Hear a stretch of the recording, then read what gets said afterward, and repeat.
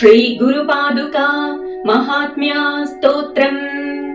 श्रीदेव्युवाच कुलेशा श्रोतुमिच्छामि पादुका भक्तिलक्षणम्। आचारमपि देवेश वद मे करुणानिधे। ईश्वर उवाच शृणु देवी प्रवक्ष्यामि यन्मां त्वं परिपृच्छसि तस्य श्रवणमात्रेण भक्तिराशु प्रजायते। वाग्भवमूलबलये सूत्राद्याः कवलीकृताः एवं कुलार्णवे ज्ञानं पादुकायां प्रतिष्ठितम्। कोटि महादानात् कोटि महाव्रतात् कोटि महायज्ञात् परा श्रीपादुका स्मृतिः। कोटि मन्त्रजापात् कोटि तीर्थावगाहनात् कोटि देवार्चनात् देवी परा श्रीपादुका स्मृतिः। महारोगे महोत्पाते महादोषे महाभये महापदी महापापे स्मृता रक्षति पादुका।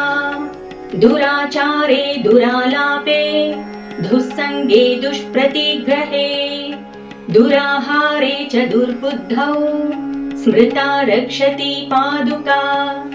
तेनाधीतं स्मृतं ज्ञातं इष्टं दत्तं च पूजितं। जिह्वाग्रे वर्तते यस्य सदा श्रीपादुका स्मृतिः। सकृत् श्रीपादुकां देवी यो वा जपति भक्तितः स सर्वपापरहितः प्राप्नोति परमां गतिम्। शुचिर्वाप्यशुचिर्वापि भक्त्या स्मरति पादुकाम्। अनायासेन धर्मार्थ काममोक्षान् लभेत सः।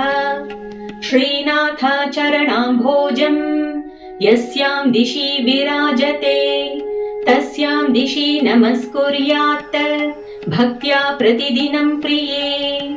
न पादुका परो मन्त्रो न देवः श्रीगुरोः परः न हि शास्त्रात् परं ज्ञानं न पुण्यं कुलपूजनात्।